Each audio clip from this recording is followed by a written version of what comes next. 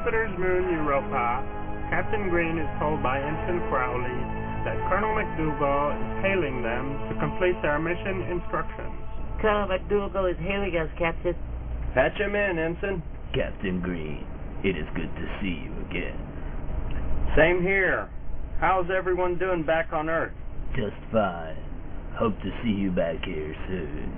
I need you to take the rest of this transmission in your ready room, and it needs to be in 2048-bit encryption. Roger that, Colonel.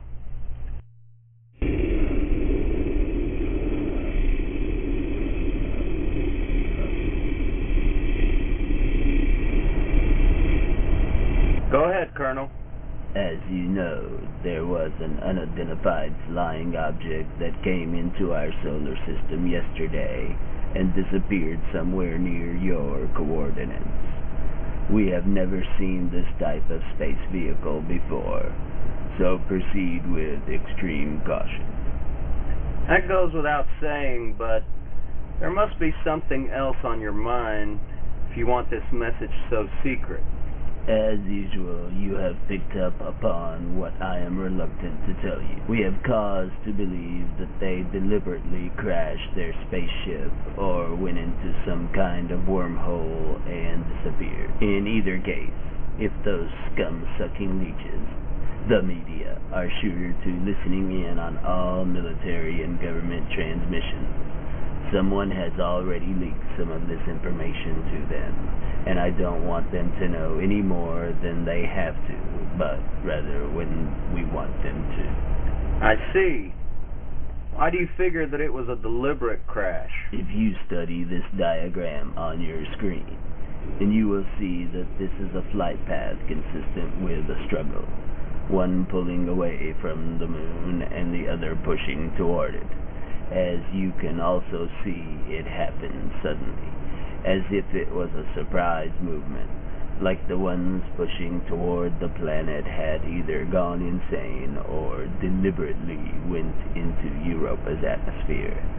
Such a trajectory could not be physically possible to enter and land safely.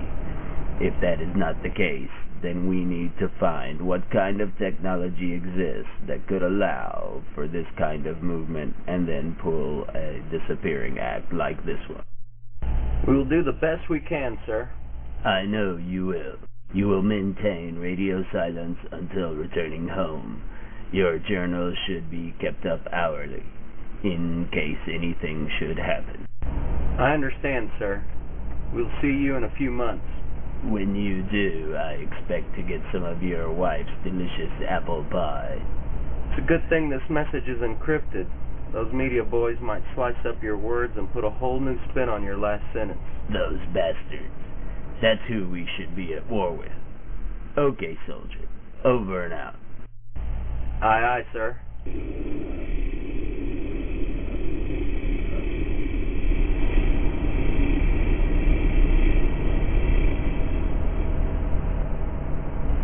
Commander Fox, put together an away team for whenever we might sight a crashed vessel. Aye, aye, Captain. Ensign, increase sensor sweeps by 10 degrees. If you see anything that looks remotely like debris, then hail me immediately. And if anything looks like a spatial distortion or anomaly, then have Dr. Julia McDowell right on it. Aye, aye, Captain. Captain, I have spotted some debris. Commander, ready your away team. All transmissions between yourselves and the ship should be in 2048-bit encryption. Understood, Captain. Disembark immediately, and be careful. Shuttle lands on moon surface near the debris. The away team finds 2 dead, and Soldier 1 has some jelly substance latched on without his knowledge. Captain, we have found the other ship and 2 dead.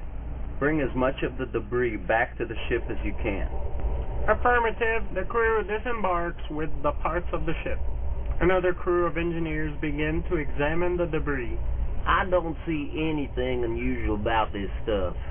You know, Dale, we follow orders. We don't think. How can you say that you don't see anything unusual about this? We have never seen this kind of ship before. Anything we can learn about the enemy is an advantage. Why would you consider them the enemy? Anyone who isn't us is the enemy. I am glad I'm a part of us. At least I am for now. Soldier 1's eyes get cloudy, and he strangles Soldier 3. He takes his body to an area where trash is dumped outside the ship. Soldier 3's body floats away in outer space. Captain, I am detecting a humanoid body outside the ship.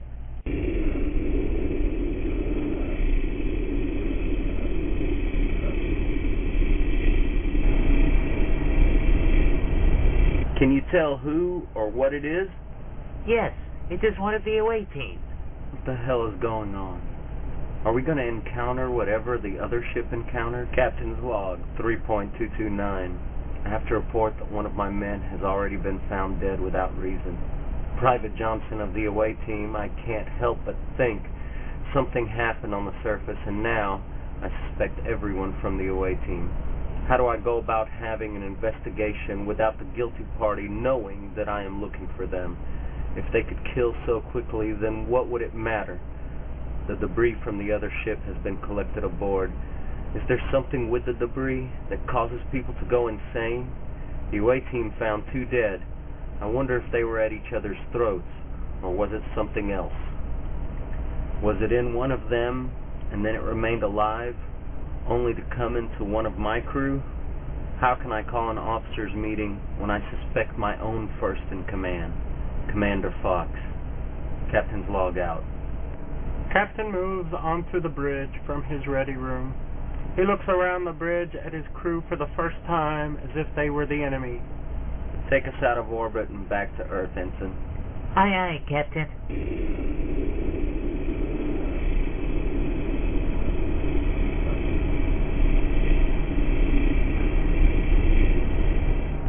Soldier 1 moves to the main computer's display screen, and the gel-like substance oozes from his fingertips, and then dematerializes on the display screen.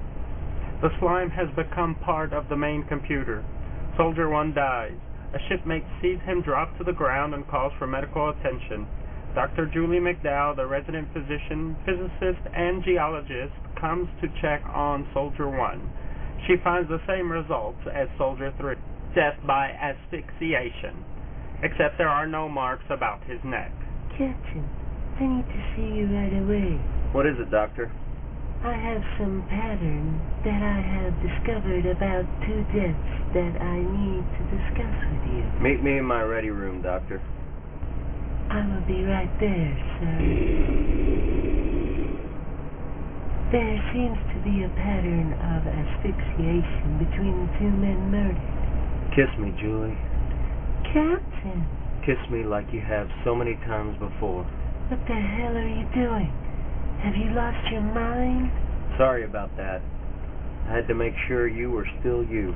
The slime has taken over all computer operations and is listening to the captain's conversation, and realizes that it needs to stay in the computer so as to let suspicion do the damage. I understand. It's not like you. I know you are happily married. You can say that again. I only wish I could be home more. It gets lonely out here. You'd think with all this technology they would find a pill or something that could remove a person's longing for home and loved ones. They would be stupid to make something like that.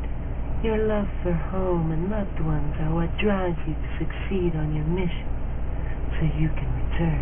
Yeah, you're right, Doctor. There's nothing that would make me fight through a long day of work except for the thought that I can go home to my family. Of course, in my case, it is 6 to 8 months worth of work. At least you have someone. Not everyone is that lucky. I am out here billions of miles from love, or even the chance at love. Of course, my luck, the only one I would even consider out of this motley crew, is Mary. Well, thanks, Doc. It's good to know that I still got it. How about we get back to business? What are your assumptions about all this? I know that anyone and everyone is a suspect until someone sees something to prove to the contrary. When we get back to Earth, I plan to have them quarantine this ship and run full diagnostics on all crew members until we find something. I have already ran a scan on everyone, and nothing is unusual. Now, unless this thing is undetectable, then I would say it is outside of a host body. Ensign, run a full diagnostic on all computer and ship operations now. Aye, aye, Captain. Captain, when I ran level 1 diagnostics on the computer, just for an instant, You what, Ensign? I saw the data change to show all normal. Are you thinking what I'm thinking, Doctor? It's in the computer. Yes, and if so, then it can monitor our every move and speech. How can you fight something like that? I certainly can't say something like that out loud now, can I?